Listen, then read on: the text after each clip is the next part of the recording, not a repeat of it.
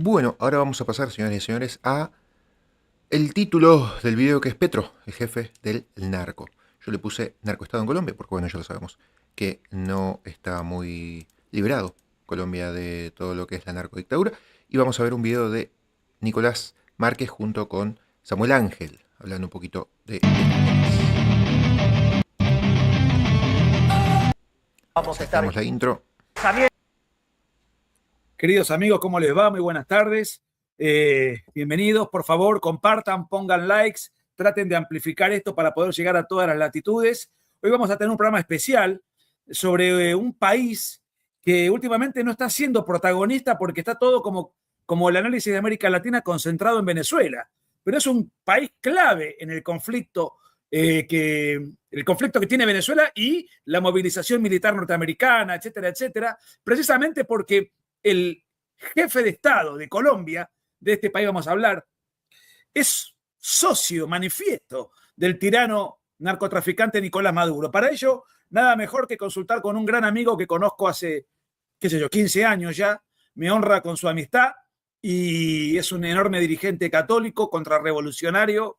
Hemos compartido giras en México, en su propio país, escritor, conferencista, y además, bueno, tiene sus redes sociales y es muy prolífico, y en Colombia es una enorme referencia. Así que, Samuel Ángel,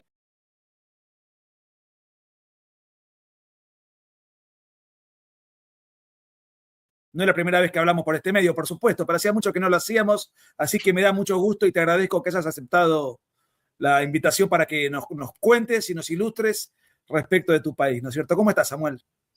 Bien, muchísimas gracias por la invitación. Para mí es un enorme, enorme honor estar acá en tu canal, además con esa super introducción del presidente Milei aplaudiéndolos a ustedes y por supuesto reconociendo la batalla cultural que ahora me he dado cuenta que algunas personas tratan de desconocer, pero que ha dado unos frutos enormes y está cambiando positivamente Argentina. Muy felices por ustedes.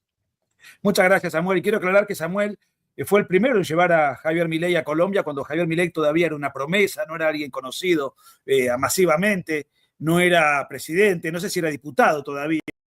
Y Samuel fue él con su organización, eh, que después le vamos a dar los datos a toda la gente, con su estructura. Y, llevaba a Javier Milei en su momento, creo que a hacer 3 o 4 conferencias, así que fue un poco un pionero. Y yo lo conocí a Samuel en el 2010, si mal no recuerdo, 2011, así que imagínense desde cuándo data nuestra amistad, precisamente en Bogotá.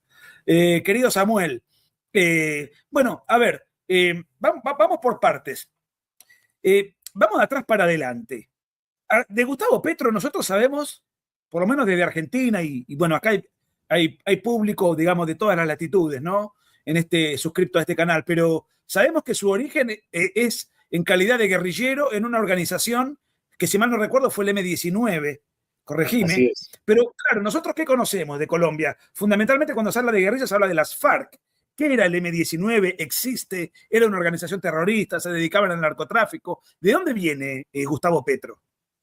El M-19 surge de personas que estaban precisamente en las FARC, que como decimos popularmente, arman toldo aparte, se salen de las FARC y conforman su propia organización terrorista. Fue vendido por los intelectuales de izquierda como un grupo precisamente intelectual, un poco bohemio.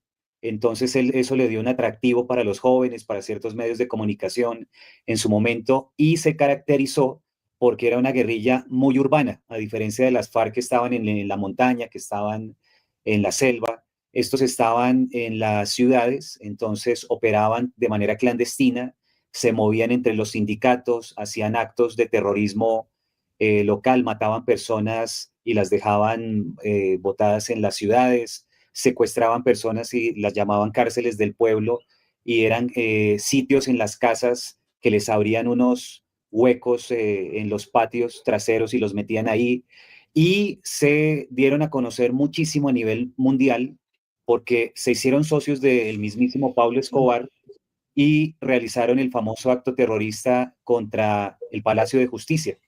Entonces, eso fue en el año de 1985. El Palacio de Justicia es tomado por este grupo terrorista, queman todos los expedientes, de hecho queman todo el palacio. Era la orden de Pablo Escobar para borrar los expedientes terroristas de él de cara a evitar la extradición y pues básicamente de esa manera pues tienen fama mundial o se hacen conocer muchísimo. Hablaste todo el tiempo en tiempo pasado. Hacían esto, hicieron lo otro, hicieron aquello. Asumo que no existe más esta organización. En el año de ellos fueron parte de la Constitución de 1991. Digamos que esa constitución se da en el marco de un proceso de paz con ellos, donde entran supuestamente a la sociedad civil. Ahí entra Gustavo Petro a la sociedad civil, entra Pizarro, Carlos Pizarro, que posteriormente fue asesinado. Entra esta guerrilla supuestamente a la sociedad civil, pero con todo el ideario guerrillero que tenían en la clandestinidad. Entonces entran a las tres ramas del poder, entran al ejecutivo, al legislativo, al judicial.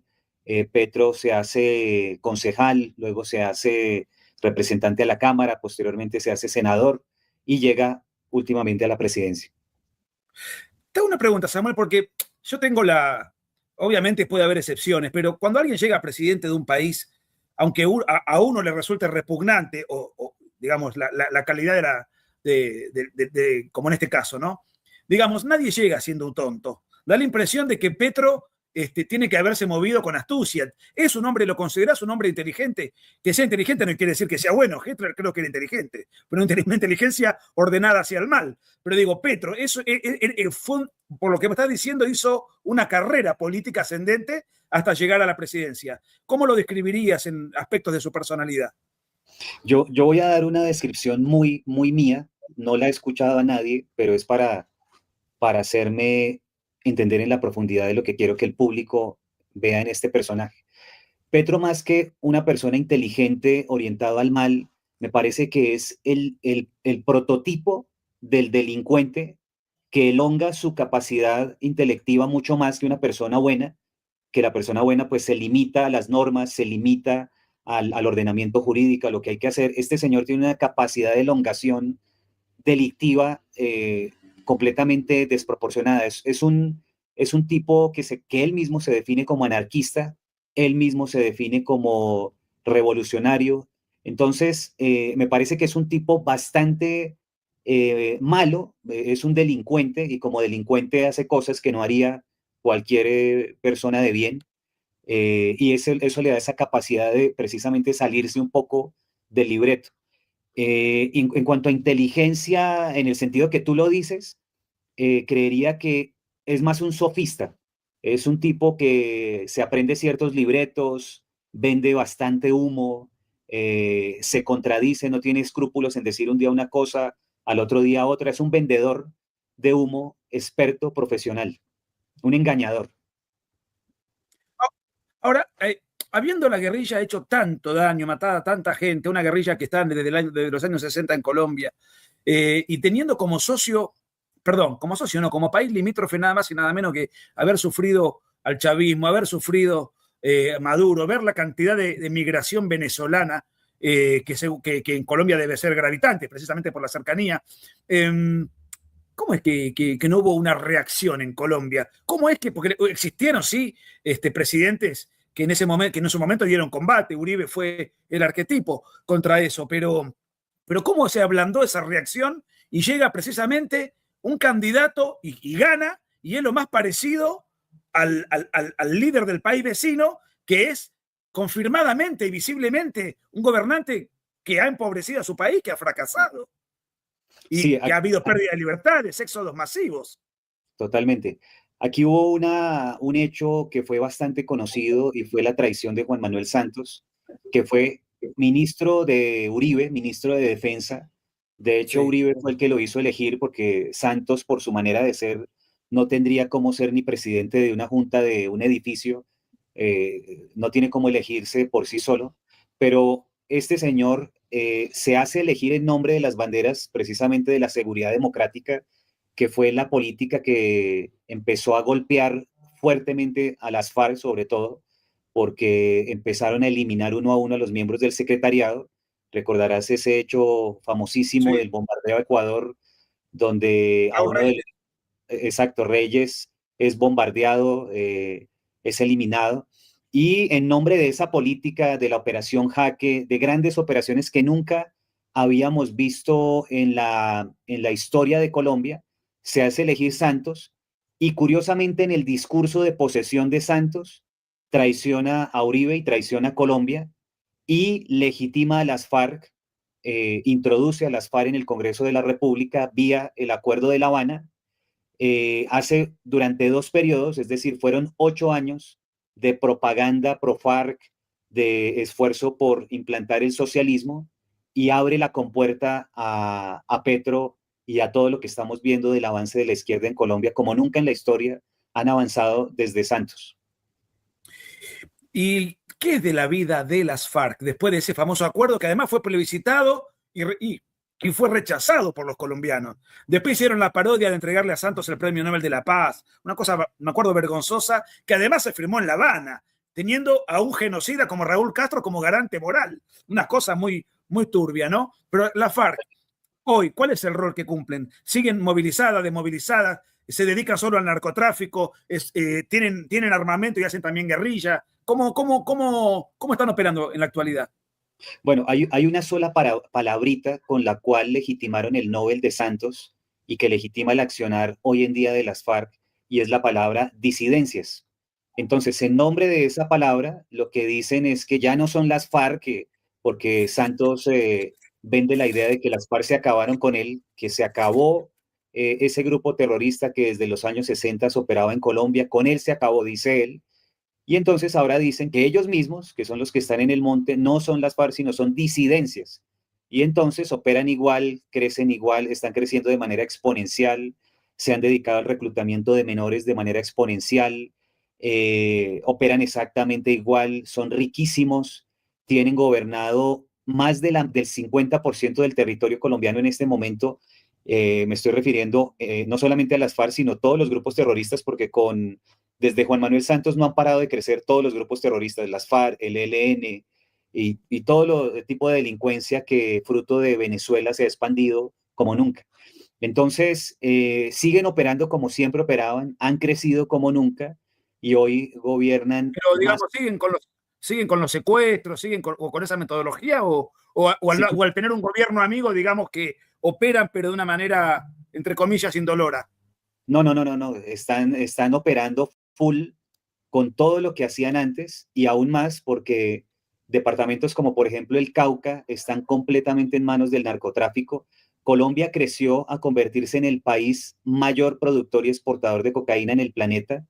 Tenemos alrededor de 350.000 hectáreas de cocaína en el país, cosa que hubiese anhelado en su época Pablo Escobar. Cuando finalizó el gobierno de Uribe en el año 2010, estábamos más o menos por las 40.000 hectáreas, hoy hay 350.000 hectáreas. Es decir, el crecimiento del tema delictivo, narcotraficante, terrorista es exponencial como nunca te lo hubieras imaginado hoy en día. Y esa droga, según siempre supe, se traslada a Venezuela y sale desde los puertos venezolanos. Sale desde Venezuela, pero sale también desde Colombia realmente. O sea, sale por donde pueda salir. Los narcotraficantes operan por la costa atlántica. Colombia tiene 2 costas, la costa atlántica, la costa pacífica, Venezuela. Sale por todos los lados por donde puede salir, pero fruto de, como tú hiciste la introducción muy veraz, la alianza entre Petro y Maduro, ellos no tuvieron, o Petro sobre todo, que es un traidor a la patria, no tuvo ningún tipo de escrúpulo en abrir un espacio que se llama el Catatumbo, que es una zona limítrofe con Venezuela, límite con Venezuela, donde es una zona dedicada completamente al narcotráfico. Desplazaron entre 54.000 y 61.565 personas, ciudadanos, que tuvieron que salir huyendo con lo que pudieron recoger en un segundo, porque entraron a matar a todo el mundo. Y se han convertido en verdaderos centros de producción y exportación, que en este caso va por Venezuela, esa zona del Catatumbo. Pero la verdad es el peor mapa en la historia que has podido conocer de Colombia. Lo que te quería preguntar es esto. ¿Cómo vive Colombia hoy? ¿Qué ambiente hay ante la movilización norteamericana que ha rodeado Venezuela y que, bueno, digamos, aparentemente de un momento a otro va a haber una intervención militar norteamericana supongo que el dictador Maduro se va a defender con los narcomilitares que tiene allí, que son todos, están todos, forman parte de la misma estructura. No, va a haber un conflicto armado, evidentemente. Hay ansiedad, hay temor de que eso se traslade, porque se sabe públicamente que Petro es el principal socio de Maduro, ¿no? De hecho, Petro, he leído algunos comentarios de él mismo, que es muy activo en redes sociales, en Twitter, ha pedido diálogo con Trump, ha pedido concordia, evidentemente está preocupado, está tratando de buscar el mecanismo para que Estados Unidos no apriete el acelerador. ¿Cómo es la ambientación? ¿Colombia sufre esto? ¿Está expectante o le es indistinto porque es un país, digamos, ajeno? Colombia, sinceramente, digamos, acá no se siente esa presión porque, entre otras cosas, el pueblo colombiano sabe que las presiones de Trump contra Maduro o contra Petro son contra Petro, no contra el pueblo colombiano. Es decir, Colombia ha sido un país muy amigo de los Estados Unidos históricamente. Sí, Llegó sí. a ser su principal socio en la región y hubo muchas décadas en que había una alianza Estados Unidos, Colombia, Israel, que fortaleció mucho a Andrés Pastrana, que fortaleció mucho Uribe. Entonces, Estados Unidos se ha cuidado mucho de que el pueblo colombiano entienda eso, es decir, no ha habido sanciones de tipo impositivo a los productos colombianos por parte de los Estados Unidos, como lo ha hecho con muchísimos países. Las sanciones, cuando incluyen a Gustavo Petro en la lista Clinton, en la OFAC, son contra Petro y sus familiares o allegados. Entonces, aquí el pueblo colombiano no siente esa presión, no siente una presión de que los Estados Unidos venga a intervenir o atacar acá. Estamos expectantes más bien es con la incursión en Venezuela, porque sabemos que todo lo que pasa en Venezuela lo sentimos en Colombia. Muchos grupos, se dice que muchos grupos terroristas se van a pasar a Colombia en caso de que Trump decida atacar al cartel de los soles. Entonces, en ese sentido sí hay expectativa y sobre todo, pues para las personas que tenemos o que estamos del lado correcto de la historia, estamos muy esperando que eso se dé muy pronto, que tumben a Maduro cuanto antes. Antes de ir un poco a la resistencia de la cual vos formás parte y que nos cuentes también el panorama político, fue muy, nos sensibilizó a todos el asesinato de Uribe, el candidato, Miguel Uribe creo que se llamaba. No sé Sí. si tenía algún parentesco con el expresidente. No. No, bueno, evidentemente es un apellido común En Colombia, sí. Colombia, pero lo que te quería preguntar es, antes de eso, de Petro siempre escuché, yo nunca lo vi, solamente vi una imagen de él, que era él, de la mano de un travesti, creo que en Puerto Rico, bueno, En Panamá. que fue un poco en Panamá, una vergüenza, ¿no? Presidente de la Nación, podría haber cuidado la forma, ya que tiene esos gustos tan extraños. Pero bueno, digamos, siempre era como una especie de secreto a voces, que es un personaje que tiene problemas muy graves con las adicciones. Y no me estoy burlando de él, lo que quiero decir es una persona en ese estado no puede gobernar un país, no está en sus cabales, y que inclusive ha tenido muchas participaciones públicas visiblemente afectado. ¿Esto es correcto? ¿Qué es lo que nos podés decir? ¿Es un rumor o es algo que es cognoscible y que cualquier colombiano da crédito de que esto es así? Bueno, a diferencia de su ministro del Interior, que ha dicho o ha reconocido públicamente que tiene un problema de drogas de más de 30 años, su ministro de la Política públicamente ha reconocido su adicción a la droga. Petro no ha dado ese paso, pero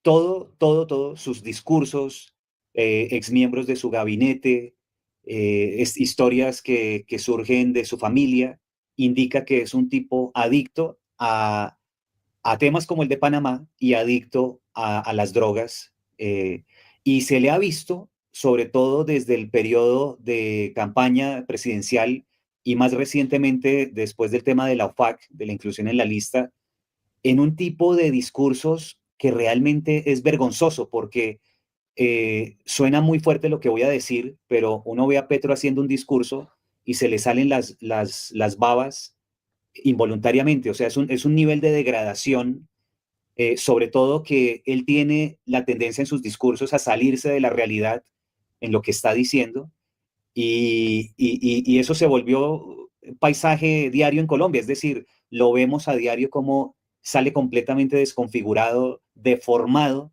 y fuera de eso lo que dice no tiene ningún sentido. Entonces, a pesar de que él no ha salido a dar un reconocimiento público de su situación, todo lo indica Álvaro Leiva, que fue ministro de Relaciones Exteriores, el canciller de Petro, ha sacado unas cartas describiendo las pérdidas de sentido de Petro cuando salían fuera del país, cómo se iba a hacer esas prácticas poco ortodoxas, tanto sexuales como... Prácticas sexuales. Eso, a ver, es homosexual. Al parecer es bisexual, lo que se conocería como bisexual. Claro. Él ha reconocido, él sí lo escribió públicamente en X, que él no se movía según los parámetros, digamos, de la sociedad conservadora, que él era revolucionario y se estaba refiriendo al tema sexual cuando pasó lo de Panamá. Es decir, dio a entender que él, pues, a la manera un poco de Foucault, que he visto que tú hablas de Foucault, a la manera de todos estos personajes, pues tiene una visión completamente deformada de la realidad. Es un personaje enfermo, enfermo en todos los sentidos, en todos. Y intelectualmente, ¿tiene alguna formación? Digamos, alguna formación académica oficial, y más allá de eso, ¿es intelectualmente un izquierdista preparado, digamos, conceptualmente, doctrinariamente? Él dice tener un grado de universidad que es de economista, pero la verdad es que en la práctica su problema ideológico le gana frente a los estudios que debió haber tomado, porque él podríamos decir que es formado en en el marxismo ortodoxo, es decir, él tiene la visión, este es un personaje de la Guerra Fría, este es un Claro. personaje de la época de la Unión Soviética, entonces él se atrevió a decir, él fue a Alemania y se atrevió a decirle a los alemanes que se lamentaba mucho de que hubieran tumbado el muro de Berlín en Alemania, o sea, allá la gente estaba espantada con Petro. Entonces, es tan metido en su ideología que se sale de la realidad y parece que estuviéramos hablando con un Stalin de hace 60, 70, 80, 90 años. Es decir, un tipo bastante metido en ese mundo del marxismo clásico. ¿Y por qué decís o lo calificas como un dictador? ¿Cuáles son las libertades que en Venezuela no se están respetando? Él empezó de una manera aparentemente moderada su desgobierno, pero en la medida en que han venido pasando los años, él ya quiere implantar una constituyente a la manera que lo hizo Hugo Chávez, una constituyente comunista, una constituyente que rompe los tres poderes, una constituyente donde el país estaría en sus manos.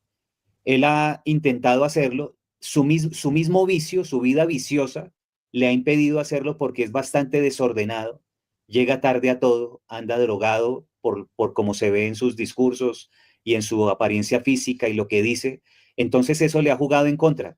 Si fuera más disciplinado, como lo es su pretendido sucesor, Iván Cepeda, el que está ahorita corriendo para la presidencia, tendríamos problemas aún más graves, pero sus ideas son completamente totalitarias, las de Petro, con una aberración que es además que dentro de su desorden, el nivel de gasto público es aberrante en temas personales y en temas de farra, de fiesta, de droga, de todo lo que significa tener una vida que no lleve a los frutos que esperaría un colombiano de su presidente. ¿Y Pero se lo aprecia visiblemente deteriorado físicamente, etcétera?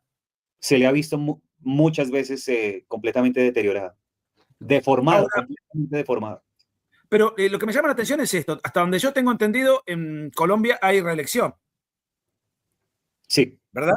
Y me dijiste que Cepeda es su sucesor, pero que no aspira a Petro a ser reelecto, porque tengo entendido que es un mandato solo que lleva.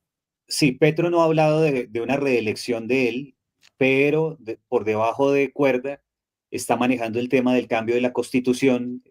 Se dice que está pensando hablar de un alargue de su periodo de 2 años. Es decir, Petro es un personaje Como hizo bastante... Chávez, que cambió la constitución y alargó su periodo de facto, digamos. Exactamente. Sí. Entonces, los colombianos estamos muy expectantes de que este señor no salga con un tema de estos de facto, que a veces lanza cosas de esas en sus discursos. Es decir, él dice, bueno, de pronto me va a tocar quedarme hablando del gobierno y de la Casa de Nariño. Dice cosas así, se le salen cosas así.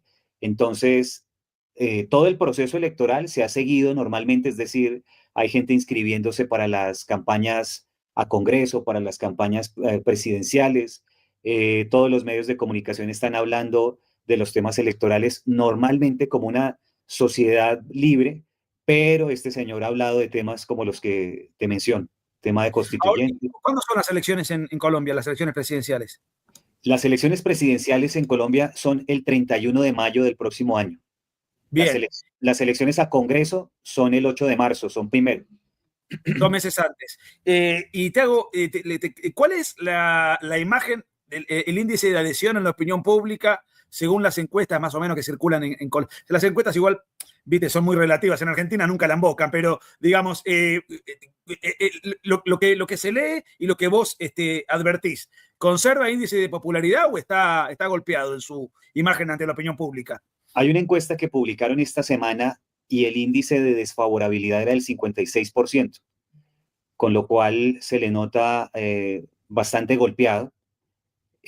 Curiosamente, como tú dices, las encuestas a veces no dicen lo que representa la realidad, pero curiosamente dicen que su posible sucesor tiene un 34% de favorabilidad que estaría punteando en las encuestas a la presidencia.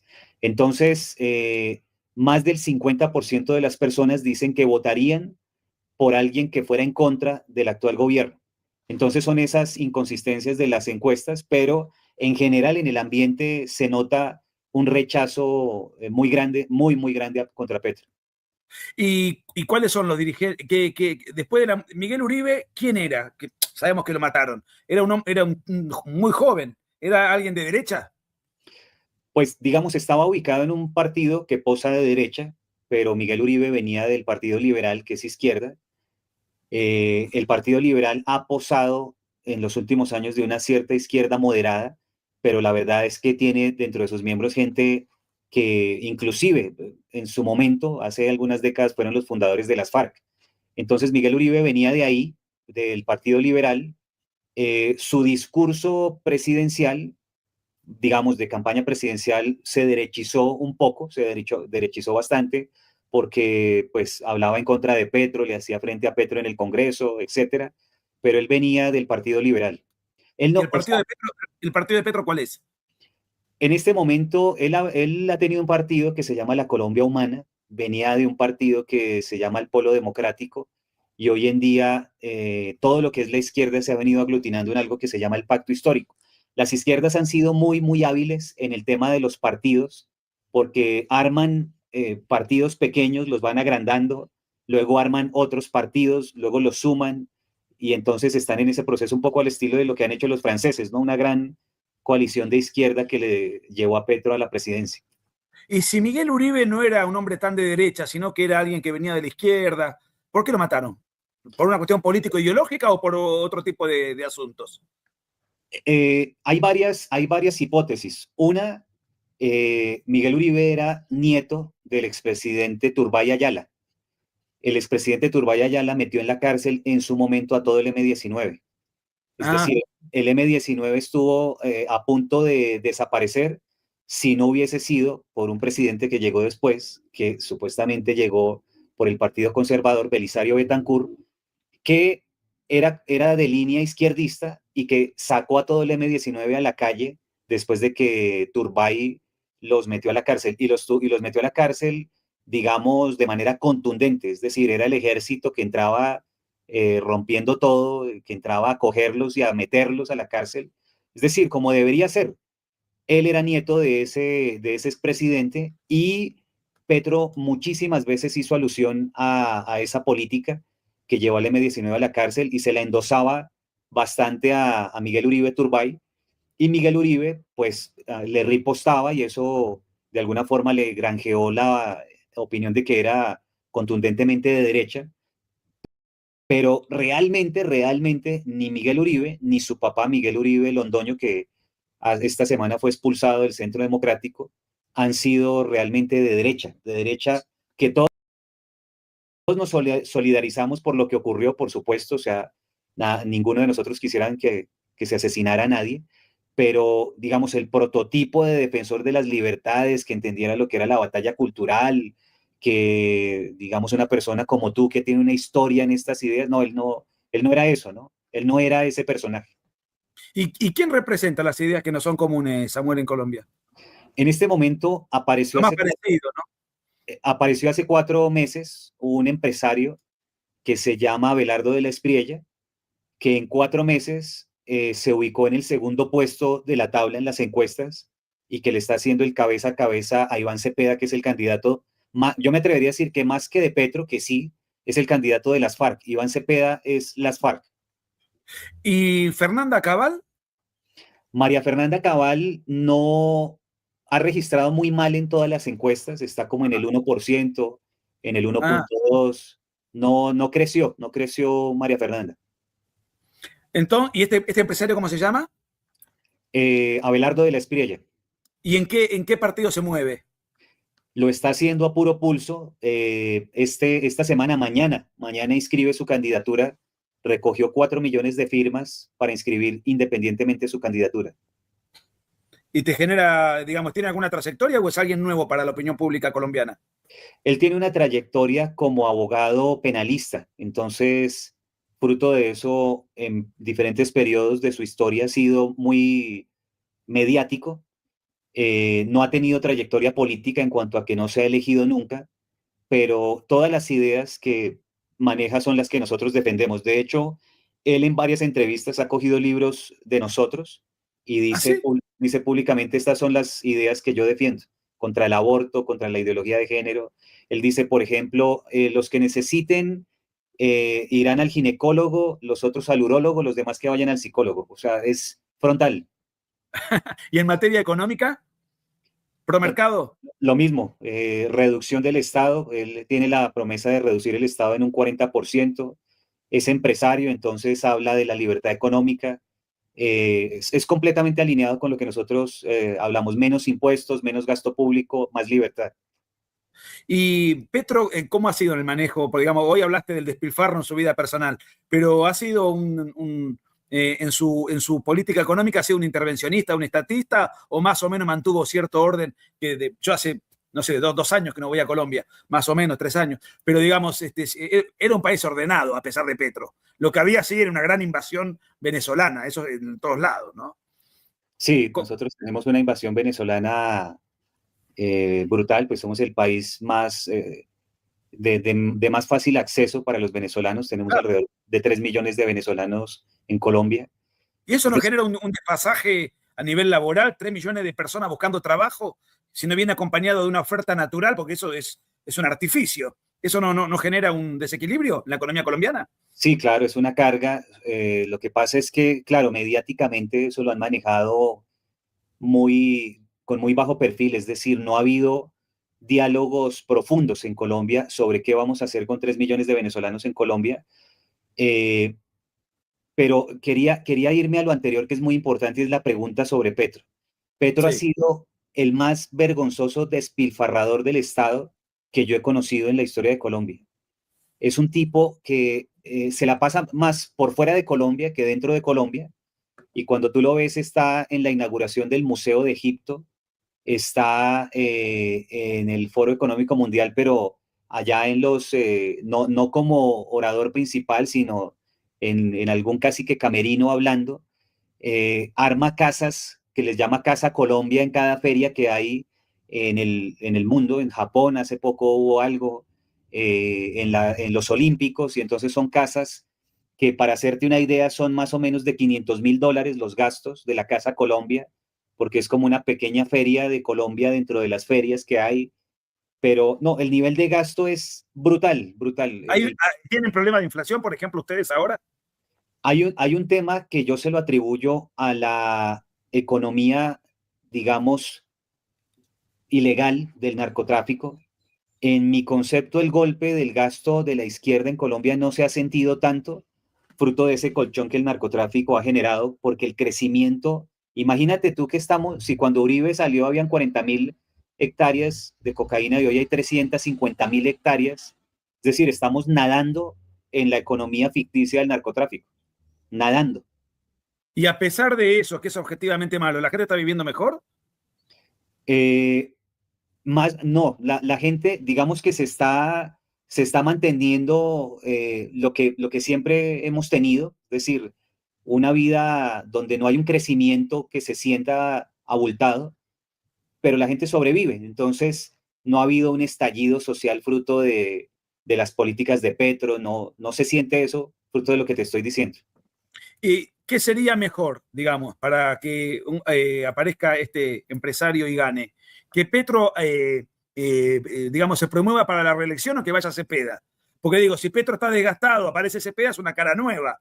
Entonces, digamos, a lo mejor oxigena al oficialismo. Lo mejor sería, para nuestros intereses, que Petro pretenda reelegirse.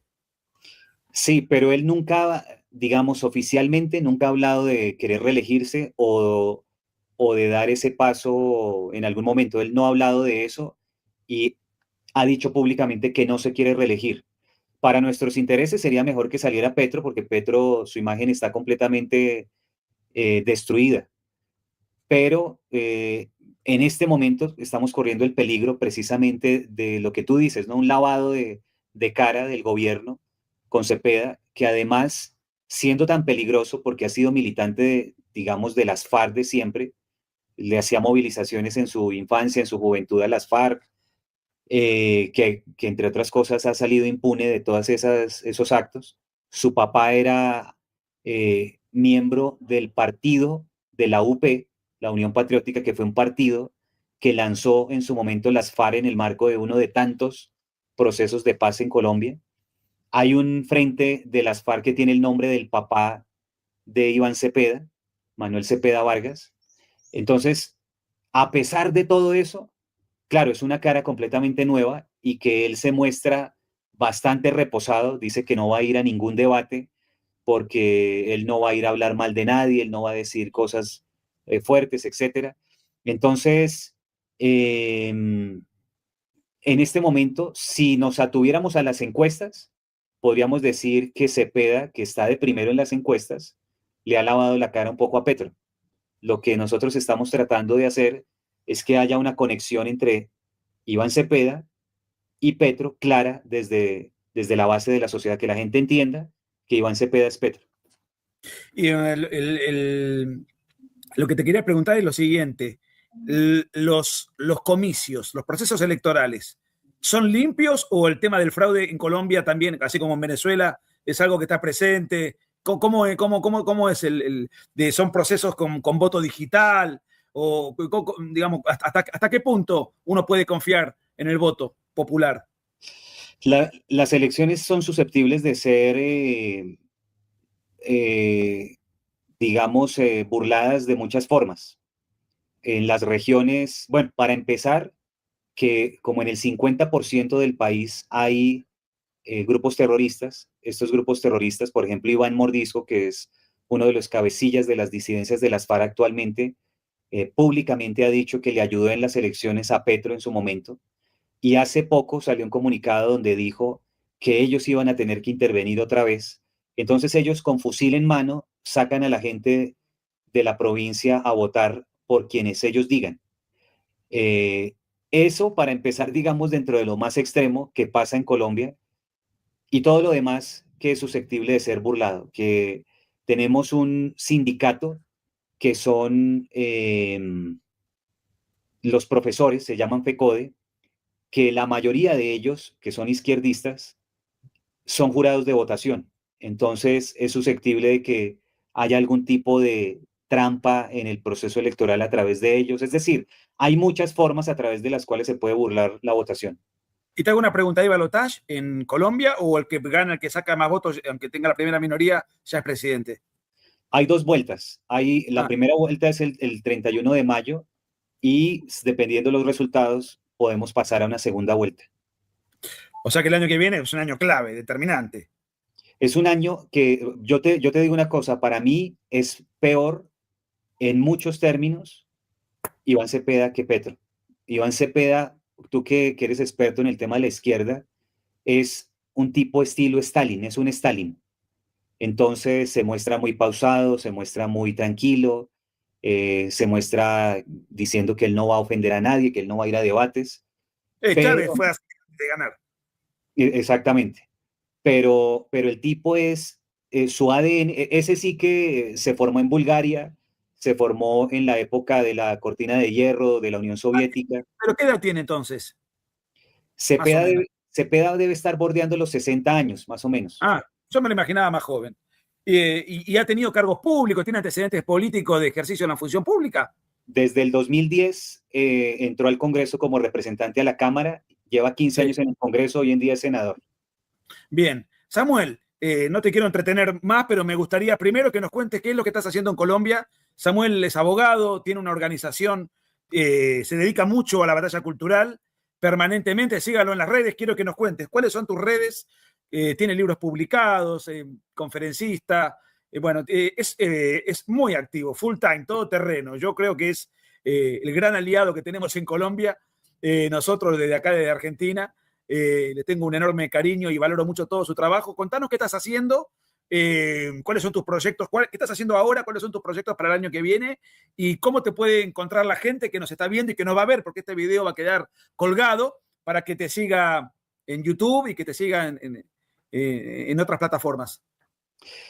Bueno, yo voy a decir algo que solo sabías tú hasta este en vivo, y es que fruto de este trabajo que hemos hecho intelectual, personas como tú que han sido referentes y amigos, de hecho la primera persona que me dijo que por qué no publicaba un libro fuiste tú, y te lo reconozco y te lo agradezco, que eres un gran, gran amigo. Pero fruto de ese proceso, yo decidí entrar a estudiar filosofía. Yo soy abogado, pero me di cuenta que había algunos contenidos que necesitaba para lo que quiero escribir. Y entonces estoy más o menos en el 60-70% de la carrera de filosofía, eh, que ha sido un trabajo muy duro porque, tú sabes, porque yo no estoy haciendo una maestría o un doctorado, que de alguna forma son tiempos un poco parciales. Una Estoy, licenciatura estás haciendo. estoy haciendo el pregrado, sí, la licenciatura. Claro.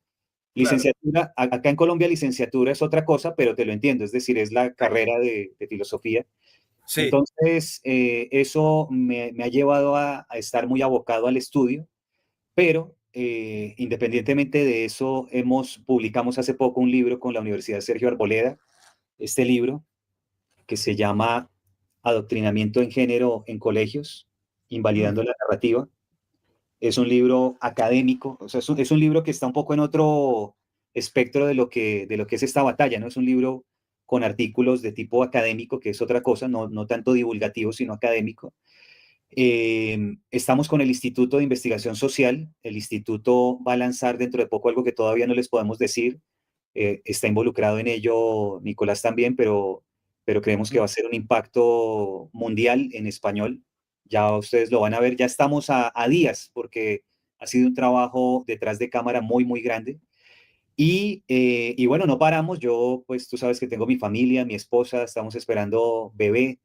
eh, es, Sí. es un varoncito, se llamará Samuel también. Entonces, nos hemos puesto al día en muchas cosas que teníamos un poquito atrasadas, descuidaditas, ya las estamos poniendo al día. Y bueno, en bloque, trabajando para que la batalla se venza en todos nuestros países. Y finalmente, ¿cómo te sigue, cómo te busca, cómo te encuentra la gente en Internet? En internet estoy en YouTube, aquí mismo en esta red me pueden seguir como Samuel Ángel. Ahí van a encontrar el canal, es un canal que lo estamos moviendo mucho, sobre todo desde el último año.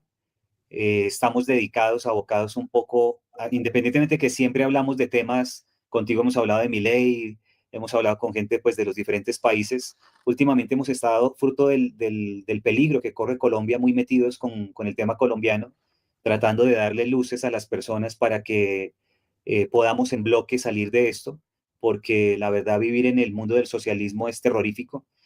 Entonces estamos ahí en Samuel Ángel, en Instagram estamos como samuelangel.tv, igual que Facebook y TikTok, samuelangel.tv y en X en @samuelangel. Muchas gracias O sea, por y en YouTube sos activo, ¿cada cuánto transmitís? todos los días. Todos los días. Bueno, buenísimo. Sí, Bueno, estamos Samuel, querido, te voy a molestar. Primero que ya sé, vamos a trabajar juntos el año que viene en el proyecto que estás, que estás por lanzar, que todavía lo mantenemos en secreto, pero más allá de eso, te voy a seguir molestando en este canal a medida que nos aproximemos a las elecciones. Claro, por supuesto, es importantísimo porque tú tienes mucha barra en Colombia, mucha gente que te sigue, ahí estoy viendo comentarios de gente que sé que son colombianos y eres un vehículo para la libertad en Colombia también, y lo has sido siempre. Muchas gracias. No, son muy generosos. Samuel, te mando un abrazo inmenso, gracias por tu tiempo, me alegro mucho de tu situación personal y no me alegro nada de la situación política de tu país, pero Dios quiera que, bueno, no falta tanto, estamos en diciembre, en mayo hay elecciones, a lo mejor podemos revertirlo y ya que Bolivia se sacó a Evo de encima, Kast se va a sacar al comunismo en Chile y empieza a ver, bueno, nosotros con Milei nos sacamos al kirchnerismo de encima también. Me parece que empieza a haber, por lo menos para América del Sur, nuevos vientos. Inclusive, ojalá que Trump saque a los bombazos al tirano Maduro. Me parece que es un buen momento como para ser optimista, inclusive en Colombia, a pesar del panorama sombrío que nos has descrito, ¿verdad? Sí, nosotros estamos esperando que a Maduro lo saquen a escobazos cuanto antes o a roquetazos, pero que sea cuanto antes, lo más pronto posible. Abrazo inmenso, gracias a todos los que nos acompañaron, gracias a los superchat. Síganlo a Samuel Ángel. Nos encontramos mañana, queridos amigos. Muchas gracias por toda esta compañía. Un saludo. Bueno. Hasta acá con este live de Nicolás Márquez con Samuel Ángel, hablando un poquito de lo que está sucediendo en estos últimos días y en este año o en estos últimos años con Petro, el narcoestado en Colombia y todo lo malo para el pueblo colombiano, que esperemos que el año que viene encuentren un mejor gobierno y un equilibrio en la paz. Señoras y señores, hasta acá con el programa 150 de esta tercera temporada de Batalla Cultural. Espero que anden muy bien. Cualquier cosa me lo dejan en comentarios y nos vemos en el próximo capítulo.